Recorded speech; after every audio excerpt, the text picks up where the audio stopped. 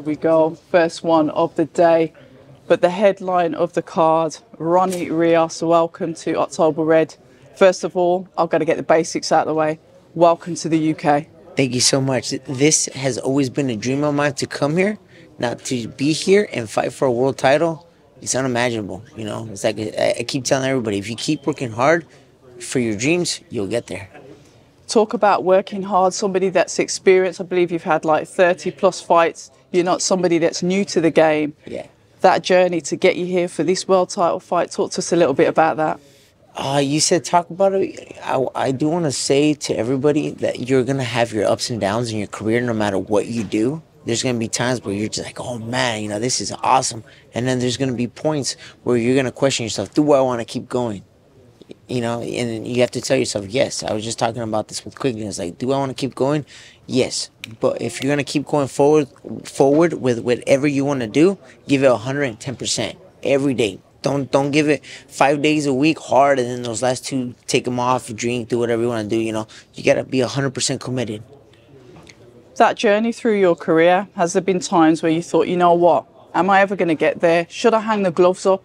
And then what did you do to change that? I actually did, man. I actually hung up my glove for 2 years. So prior to the last fight, I fought for the world title at 122. I lost, and then I retired for about 2 years. Yeah, I retired. You know, I hung up the gloves. I had a full-time job. I have a family. And, I was going to my job. It's not the same working a full-time job than trying to reach your dreams. You know, it's like, yeah, it's dangerous. It's nerve-wracking at times.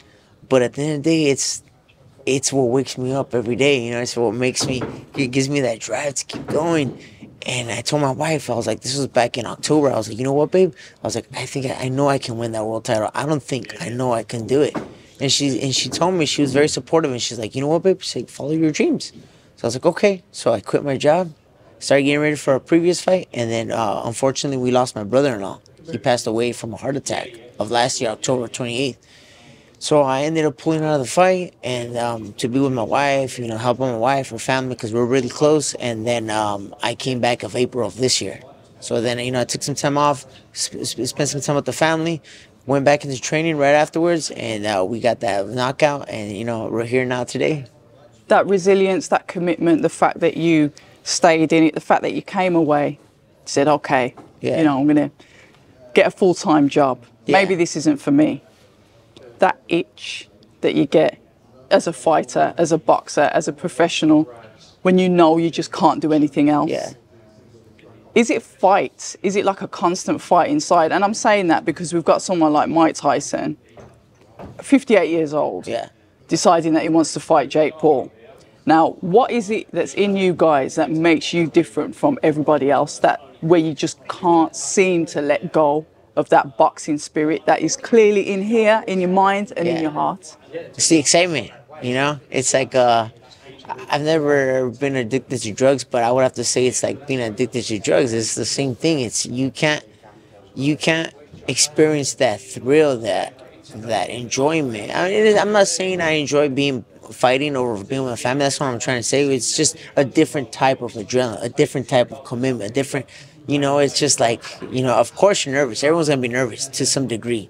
But it's just waking up, doing your road work, sparring, you know, the weeks of camp, the weeks of eating. Trust me, sometimes it's very hard to, you know, to see a piece of pastry or a piece of dessert or, you know, maybe a beer and you're like, damn, you know, just a little bit's going to hurt. But you got to stay committed, you know. It's all worth it at the end of the day. Win or lose, we're trying, at least for my sake, I'm trying to achieve something that I've been reaching out since I was 13 years old. So I'm going to continue to do this. That achievement, I get it, the world title, you want to be a world champion. But what else is it that keeps you going? Because we see sometimes when people, they win the belts. I spoke to Regis Prograis the other day, talented fighter. He said that he's won the belts twice. And then he kind of like, when he gets it, he's not afraid to lose it. Yeah. Because the adrenaline, the rush that he gets, he's trying to win it back. Yeah. Something that you haven't yet experienced yet, but you've chased the world title. What is that feeling inside of you? I mean, let our guests know, us that we don't really understand, you know, what a boxer goes through. What is it that gives you that drive? it's just something that you could accomplish and say, I did it. I knew I can do it. It's to prove to yourself more important than anything. Everybody's always saying, like, trying to say this and that and try to do so much other things. But at the end of the day, we're all trying to satisfy ourselves. We're all trying to reach for something.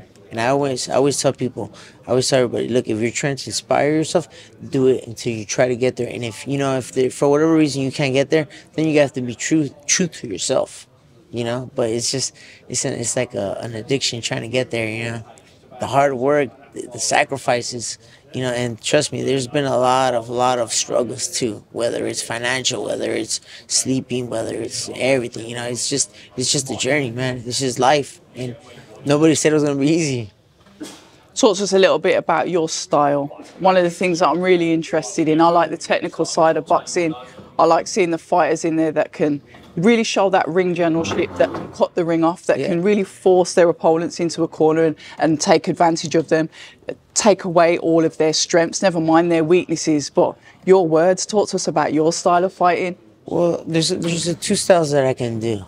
Usually I'm a come forward type of guy with behind the jab. That's usually my style. But we gotta switch it up. I know Nick Ball likes to be in control, so that's one of the things that we have to kind of have to adjust to. Whether it's us coming forward, whether it's boxing, it doesn't matter. We gotta do whatever we gotta do to get to that belt. Nick Ball is known to be aggressive. I have watched Mike Tyson for years. I'd say that he's got a similar style, somebody that likes to jump into his shot, somebody that if you let sit on your chest, he will stay on there and he will attack you. We've seen his style of fighting, and I can't ask you to give away any game plans, but how do you deal with that? Someone that is also a come forward fighter, also aggressive, also wants to stay all over you like a rash. It's going to be battle of the wills, two forces coming forward. I feel like this has a potential to be fight of the year, and I hope we live up to it. Listen, we are all looking forward to it. We are here at the press conference today. It goes your way. You win the world title. What will that mean to you? I know we were supposed to give him a rematch. I would love to give him a rematch if everything goes our way. I'm a man of my word, and I would love to come back too. I love the UK. This is my first time being here, and to be honest with you, it's awesome. I love it. I love it. I met a lot of interesting Scousers, and it's been so much fun, and I would love to come back. Listen, thank you so much for your time. All the best. Enjoy it here and enjoy today's press conference. Thank you so much. Thank you. Pleasure, Abby. Lovely to meet you, and all the best. People say I'm toxic, and honestly, I don't care.